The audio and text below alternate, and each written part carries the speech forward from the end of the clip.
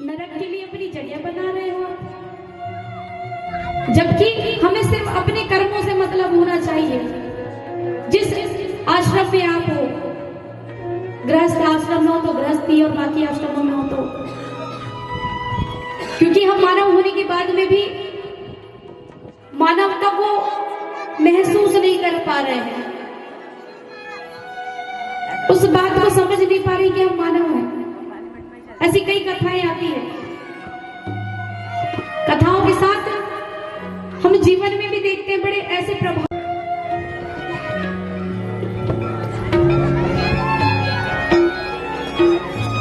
घर पर भोजन बनाकर उन्हें अस्पताल में पहुंचाकर और फिर मैं कक्षा में आया करती थी।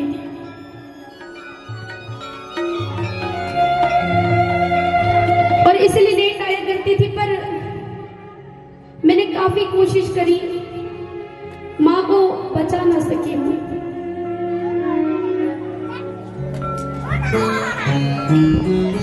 मेरी माँ पिछले हफ्ते चल बसी थी और इसलिए मैं स्कूल नहीं आ सकी। आज मैं इसलिए जल्दी आ पाई हूँ क्योंकि अब तो ना मुझे खाना बनाना था, ना अस्पताल जाना था, और अब मैं रोज जल्दी आया करूंगी। ये कहकर मनीषा अपनी जगह पर तो बैठ गई, पर अब कक्षा में किसी की भी आंख कोरी ना बची थी। टीचर भी अपने आप को कोसे जा रही थी कि कब कब ऐसा होता है जब हम किसी से पूछ बैठते हैं, अरे शादी नहीं हुई तुम्हारी अब तक, बच्चे नहीं हैं, अच्छा कब तक ये खटारा गाड़ी चलाओगे, अच्छा घर नहीं बना तुम्हारा अभी तक, नौकरी नहीं लगी अभी तक। हम तो पूछ बैठते हैं, लेकिन कभी सोचा है उस पर क्या बीतती होगी? कहीं इनसेंसिटिव तो नहीं होते जा रहे हम, हमें किसी की वेदना महसूस नहीं हो रही है, कैसे होते चले जा रहे हैं हम? कभी सोचा है? इस पर विचार करना भी आवश्यक है, क्योंकि एक दिन भी ना निभा सकेंगे वो किरदार मेरा, एक भी दिन ना निभा सकेंगे वो किरदार मेरा।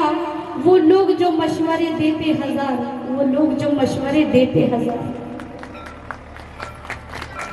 किसका जीवन कैसा है वही व्यक्ति जानता है, वो किस पीड़ा से गुजर रहा है सिर्फ वही जानता है। आपको क्या लगता है कि हम कुछ गलतियां करते हैं, हम कुछ जाने अनजाने में पाप करते हैं? कुछ लोग तो जानबूझकर भी पाप करते हैं महाराज, जानबूझकर बिना किसी कारण से भी पाप करते हैं।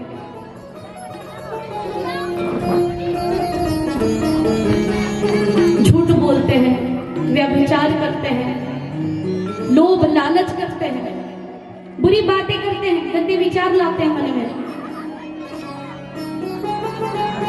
कलयुग का प्रभाव है, पर इतना भी अधिक नहीं है। कलयुग हर बात में बुरा नहीं है, कोई युग किसी बात में बुरा नहीं होता। कलयुग का एक अच्छा प्रभाव भी है। आप कहोगे कि आप नाम जाप करने के लिए कहेंगे,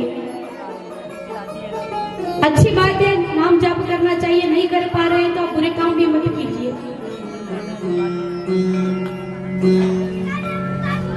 क्योंकि जीवन में एक अच्छे गुरु का होना अति आवश्यक है। जिसके जीवन में एक अच्छा गुरु नहीं, उसका होना ही बेकार है।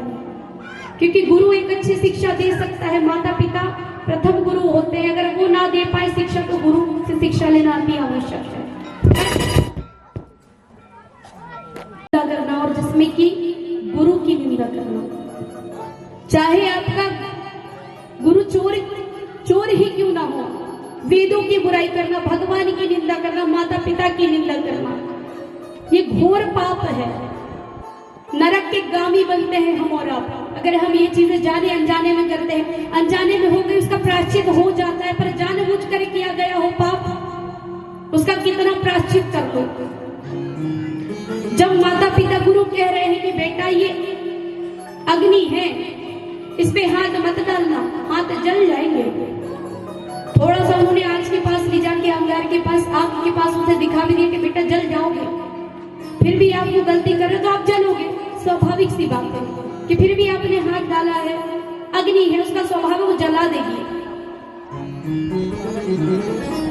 वैसे ही जब गुरु कहता है आपको पता नहीं आपने हाथ जला लिया, ठीक है, उसके लिए वो दवाई लगा देंगे, ठीक हो जाएगा, थोड़ा तो वो राहत मिल जाएगी। पर अगर आपको पता है कि हमें जला देगी अग्नि, फिर भी आपको जल जाए, तो उसके लिए कोई कुछ कर सकता है भला?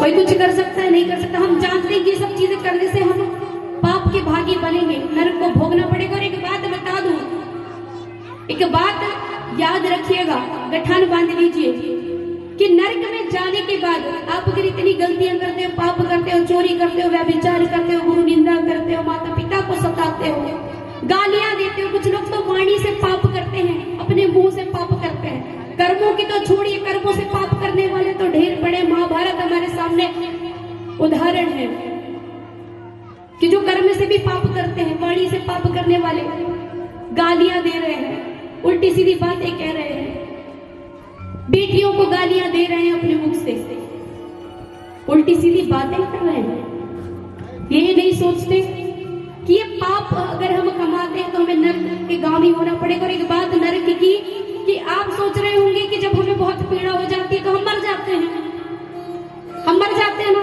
बहुत तकलीफ हो रही है, अरे इतना लग गया कि अब तो मर ही जाएंगे और मर जाते हैं। पर नरक की एक बात बता दूं, नरक में हम मरते नहीं हैं,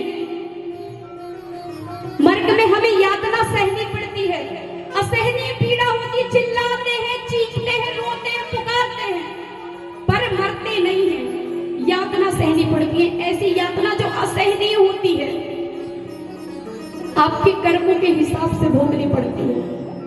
अपने मन से, अपनी वाणी से पाप ना कमाए। अगर गाली देने का मन है, कुछ बोले ही ना, निकल जाए कहीं और, गुस्सा ठंडा हो जाए तब आ जाए।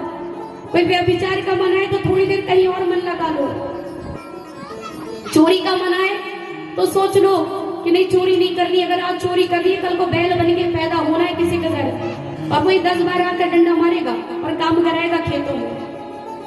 अगर आप यही सोच लो, ये सोच लो कि भगवान देख रहा है, तो ये चीजें करो ही नहीं, क्योंकि भगवान देख सकता है, इसीलिए देख रहा है, हम और आप नहीं देख सकते, हम और आप नहीं देख सकते, भगवान देख रहे हैं। कि बात है कि कर्मों का लेखा जोखा होता है, उसके हिसाब से आपको जगह दी जाती है, उसमें भी आप इस कथा का श्रवण पान करें तो आपका जीवन धन्य हो जाता है। पर कब? तब आप यहाँ की बातों को सुने, ग्रहण करें, मन में, जीवन में उतारें। ये तो कथा सुनना भी आपका बेकार है महाराज, यहाँ आकर समय ही बेकार कर रहे हो। और एक बात बता दूं, हम कथा सुनने आ रहे हैं, ये कोई काम नहीं है।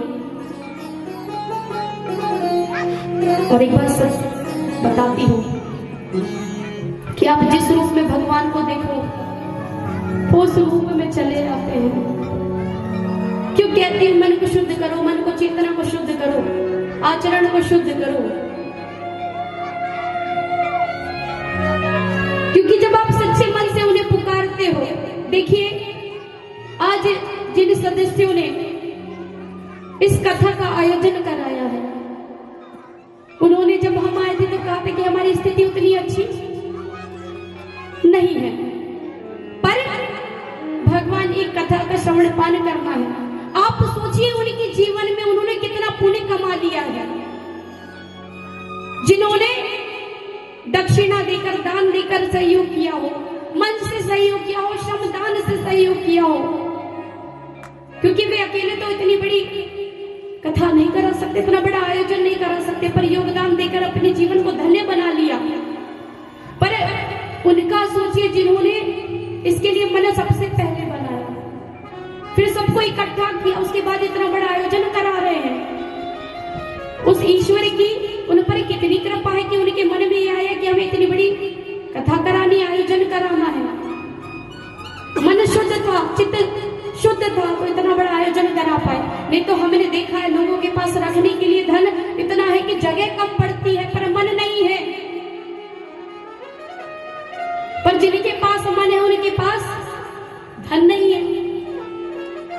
पर दोनों चीज मिल जाए तो देखिए भगवान लक्ष्मी नारायण की कृपा, तो देखिए सब व्यवस्था वो करते हैं।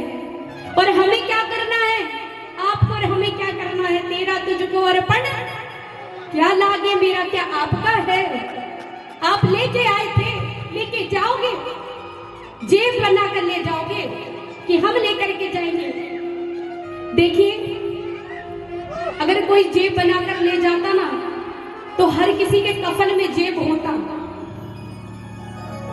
इसलिए कहते हैं राम नाम ले लो, राम नाम जप लो, भगवान श्री हरि का ध्यान करो, श्री कृष्णा बोलो, राधे राधे बोलो। क्योंकि कफन में जेब नहीं होते, कितना कमा कर भी आप रख कर ले जा नहीं सकते। और कर्मों की सजा आपको भोगनी ही भोगनी है। अगर बुरे किए हैं तो बुरे और अच्छे किए हैं तो परम सुख को प्राप्त करोगे। और एक बात और कि जिस मन से आप उस ईश्वर को देखते हो उसी रूप में भगवान आपके सामने आ जाते हैं। जब भरी सभा में द्रौपदी को निर्वस्त्र किया जा रहा था, आज ये बात कहने की इसलिए आवश्यक है, आज ज्ञान का दिन है। जब भरी सभा में द्रौपदी को निर्वस्त्र किया जा रहा है, दुशासन को आज्ञा दी गई है कि जाओ द्रौपदी को खींच कर ले आओ केशों से, उसके बालों से पकड़कर।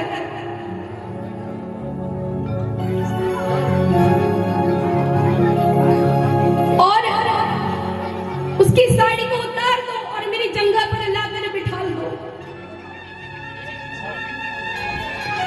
जब दुर्योधन ने ऐसा कहा है तो दुशासन गया है और द्रौपदी को खींच कर ले आता है। सबसे पहले तो द्रौपदी सोच रही है, इस सभा में पितामह भीष्म है, वे मेरी रक्षा करेंगे। द्रोणाचार्य है, कृपाचार्य है, स्वयं धृतराष्ट्र है, अंधे हैं तो क्या हुआ, सुन तो सकते हैं, मेरी रक्षा करेंगे।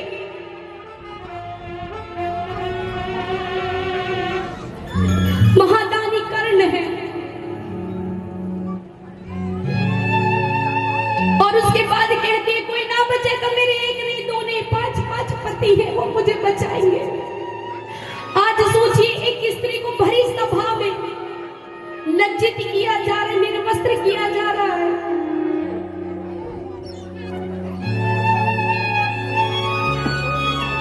और वो 1000 हाथियों का बल रखने वाला दुशासन, एक स्त्री कब तक अपने आप को बचाती? साड़ी खींचना प्रारंभ कर दिया है। जब देखा है द्रौपदी ने कि अब कोई रक्षा करने नहीं आएगा, न मेरे 5 पति, न द्रोणाचार्य, न कृपाचार्य, न पितामह भीष्म, हाथों को ऊपर किया है और कहने लगी है, हे द्वारिकाधीश, हे दीनानाथ, प्रभु मेरी रक्षा करो, प्रभु मेरी रक्षा करो। क्यों कह रही है?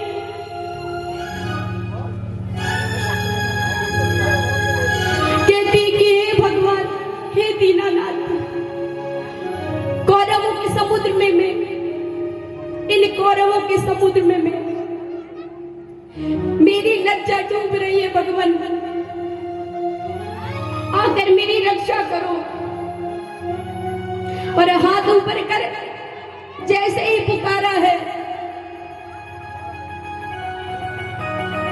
एक बार की बात है, भगवान के हाथों में चोट लग गई है। 108 रानियां, पूरी पटरानी, जितनी 1008 रानियां हैं, सारी ही जाकर के, और कोई कपड़ा ढूंढ रही है, कोई कह रही है कुछ औषधि लेकर के आओ कि खून बह रहा है, चोट लग गई है भगवान को। लेकिन द्रौपदी ने देखा है कि भगवान के हाथ में चोट लगी है, खून बह रहा है, और जैसे ही देखा है अपनी साड़ी को फाड़ा है और भगवान के हाथ में बांध दिया है। भगवान कहते हैं, अरे तुमने ये क्या किया? इस जरा सा रक्त ही तो है, जरा सा ही तो कटा है, ये खून है, थोड़ी देर बाद बहेगा और बंद हो जाएगा।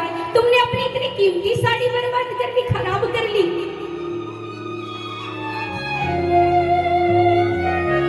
द्रौपदी कहती है कि भगवान ये तो साड़ी का टुकड़ा है। क्या है?